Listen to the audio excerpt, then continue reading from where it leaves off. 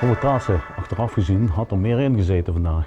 En ook afgelopen maandag natuurlijk. Ja, ik denk, ja, als je de twee wedstrijden, als je het zo zegt, bekijkt, denk ik dat er één ploeg verdiende om te winnen en dat waren wij. Ja, want vandaag waren de kansen er ook nog. Ja, je ziet dat we in tussen 23 en 24 minuten 3-4 goede mogelijkheden creëren. En ja, daar moeten we gewoon van scoren. We houden hun uit de 16. Ik denk dat ze geen één keer bij ons in de 16 zijn geweest überhaupt. En, dus ja, op dat punt mogen we tevreden zijn. Je bent zelf, neem ik aan, een beetje een diesel. Red jij dat in 20 minuten? Zo? Ik bedoel, kun je daarvoor opladen? Nou, ik zie mezelf meer als een GTI, maar nee, geintje. Nee, tuurlijk, we wisten het, ja, niemand heeft het ooit meegemaakt. Dus je weet niet hoe je moet voorbereiden. We hebben alles gewoon zo normaal mogelijk gelaten. En zorgen dat we er klaar voor zijn. Ik denk dat we laten zien dat wij er vanaf de eerste seconde stonden. Ja, want het lijkt me toch moeilijk om zo'n wedstrijd in te gaan dan, voor 20 minuten.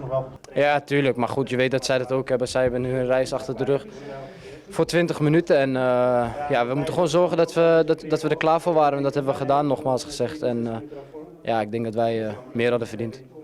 Hoe is het nou om aanvoerder te zijn? Ja, mooi. Tuurlijk is het altijd leuk om aanvoerder te zijn. En, maar goed, ja, voor mij rol eigenlijk in het team verandert er niks. Met of zonder band, ik probeer sturing te geven. En we hebben met Kees echt een fantastische aanvoerder. Dus ja, dat maakt mij niet uit. Dus je bent eigenlijk een gelegenheidsaanvoerder?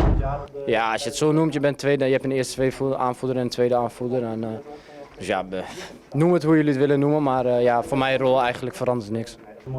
Hoe kijk je naar maandag? Want maandag staat de derby tegen MVV te wachten.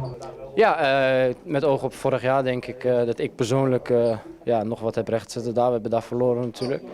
En ja, natuurlijk willen wij graag winnen. Ik denk dat we de lijn van de afgelopen week goed moeten doortrekken. En ja, met onze kwaliteit moeten we dat zeker doen. Helemaal met oog op de play-offs.